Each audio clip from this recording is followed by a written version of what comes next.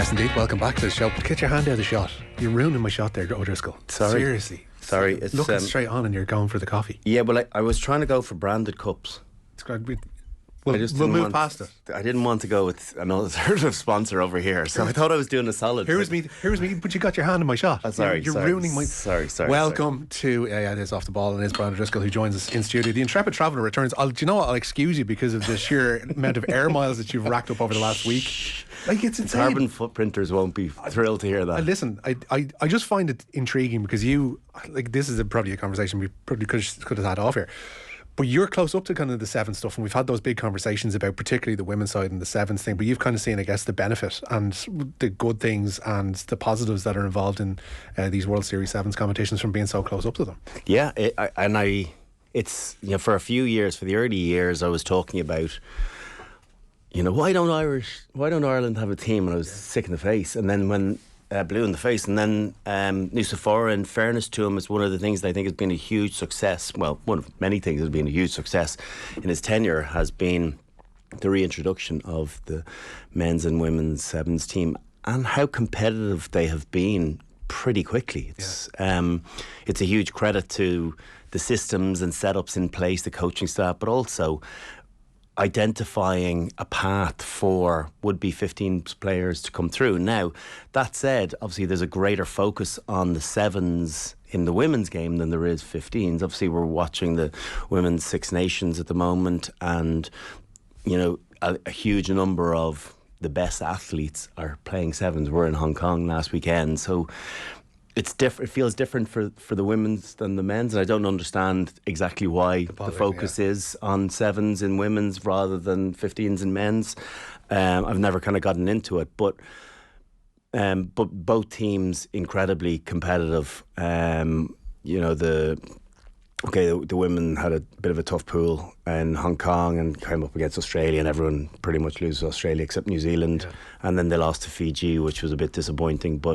And the men had a really tough group as well, the Blitzbach and New Zealand, who went on to win it too. So it wasn't their tournament this time round, but for the most part, you look at the 3 or 4 players coming through from the men's. Hugo's the obvious one, but Balakoon, Nick Timoney, one or two others that have kind of really elevated their game and got an opportunity to develop and hone certain parts of their skill set to allow them to then integrate themselves into their provincial setup and then subsequently onto the Irish national team. So I think it's been, and Will Connors as well is another one. So there's plenty of them. It's not like we're just putting everything on Hugo. We have had other quality come through too, and I'm sure we will have more as well. There are some guys that are going to be Sevens players. Harry McNulty, I don't know if he's ever going to make that transition, whether he wants to or not. But there's guys that or Terry Kennedy for that matter. But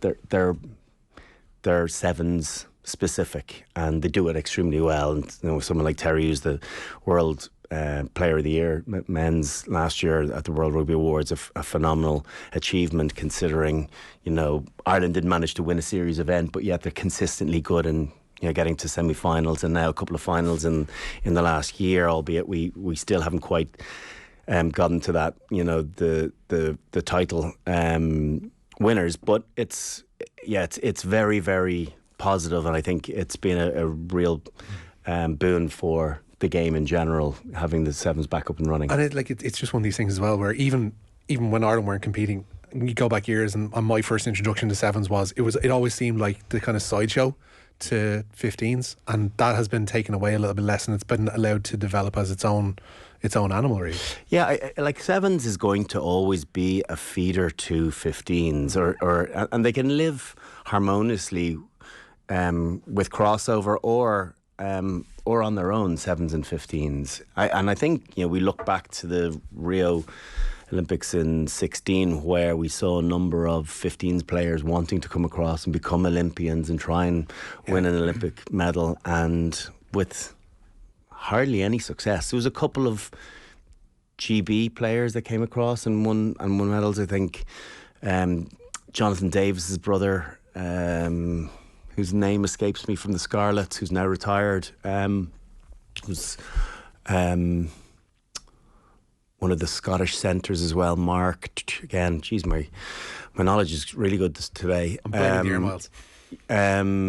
It's jet lag. Anyway, there have been a couple of players, but we had Sonny Bill, we had Quade Cooper, we had Brian Habana, and it didn't materialise for any of them. Actually, I think Sonny Bill made it there and played like 2 minutes and tore his Achilles. So he was probably ready to go. He was the one that had all the skill set you would have imagined for sevens, the fitness, the size, but also the pace. He was ready made for sevens. It was just a great shame that his tournament ended as quickly as it did. But so it just shows that they can interlink, and you can swift swap between one and the other, or you can remain a 15s or 7s players in isolation, and as we've seen with some of the names we've mentioned already. We'll move on to the Champions Cup, because obviously Leinster have ended up being the story, because everyone else has fallen away. I know Munster obviously had their problems in South Africa last week, Connacht in the Challenge Cup as well, and then going back to the Aviva last week, which is a massive occasion. And I don't necessarily feel from an Ulster perspective that this is an opportunity lost as much as some of the other games in the past 3-4 years may have been, but this is another case where Leinster clearly showed their strength. And when you think it was 16-8 at half time, and there's still that thought in the back of your mind of maybe there might actually be something on here. And you see the players that Leinster were able to bring off the bench, the Frawleys of this world, Luke McGrath, etc. It shows the disparity between the two that's going to be there for a while, I guess. That's the reality of it, I think, and we could talk about lots of different things, but the reality, I think, as well, 8 points felt like a kind of big differential in the conditions, and at no point did Leinster look as though they were under major pressure. It was a really nice worked try for Hume, kick contest, Stockdale caught his own kick, and then they found some players out of position. Ty Furlong probably should have had a little bit, even knowing his football brain, probably should have had a bit more awareness around him to know he was the last man. He had no full back, and to play off, as we've seen him, doing a job of a centre or a winger on many occasions. So he was kind of caught out. But other than that, it didn't feel as though Leinster were really stretched at any point, other than that line-out maul at the very end. So they've such a reliance on their defence, and then their ability to create 3 or 4 opportunities. When the weather is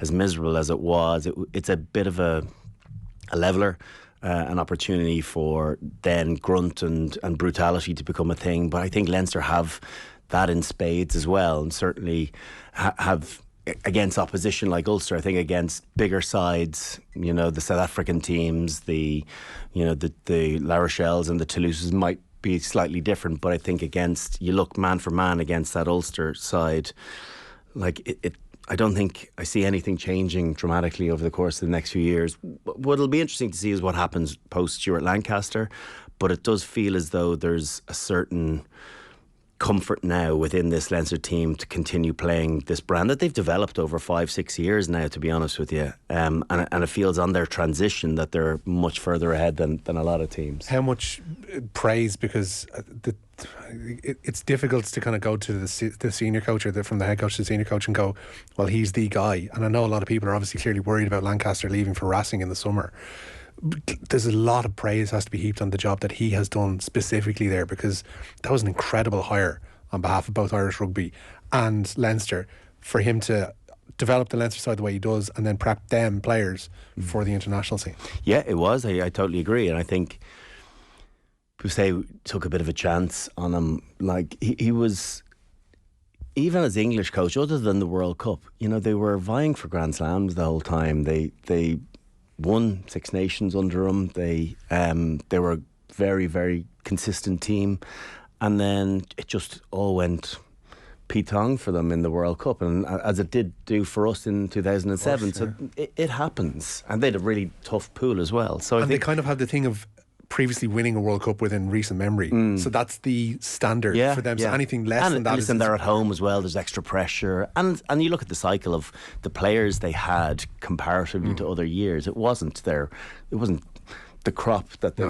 you'd hang your hat on of going, that's our standard. Yeah. So I do think that there was a number of factors. Also, I think from Stuart's point of view, the role was different than he anticipated. I think there was less coaching and more administration and kind of an all-consuming role, a director of rugby role rather than a head coach role. And I think that's why he's really enjoyed going back in as assistant coach with Leinster, being on the pitch every day and getting an opportunity to properly pass over his knowledge and know-how and work those systems that he's developed in his however 25 or 30 years as a coach. So he's going to be missed, and I'm interested to see how Andrew Goodman, I think it is, that he's kind of going into his role. Is that I was right? just going to ask, because the whispers around it have actually been fairly quiet, and even stuff coming out from Leinster, it's like, well, I don't know just yet, and there hasn't been much. But Goodman seems to be. I think they really like Goodman, and listen, I played with Goody, and he was a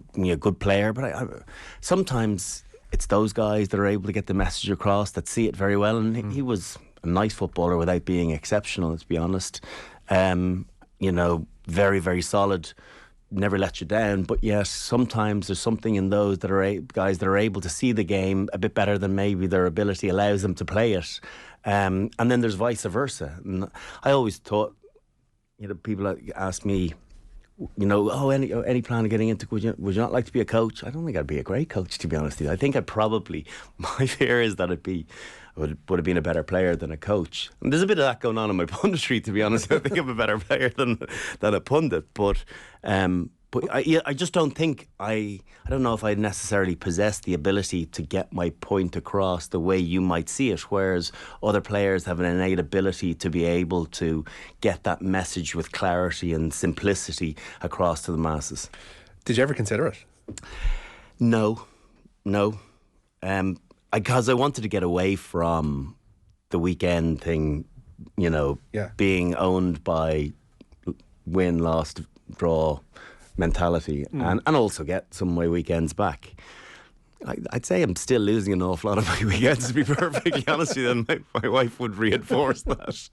But I do, it wouldn't allow me to have done all the other things that I'm doing, and I think that's what you can't do. Maybe as an international coach, you have an ability to maybe do some other things because it's a limited time in camp. Yes, you're working away in the background, but it would allow you some. There are more chance. peaks and troughs in terms of your time. There are. International coaching is where all coaches want to be. Yeah. Not just because the quality is better, but because it's not 52 weeks a year. It's like people who want to be teachers because they get their summer and stuff like that. Basically, international rugby coaching is being a school teacher. You get 3 months. Yeah, and not primary. No. None of that 2 months nonsense. You want three in a private school.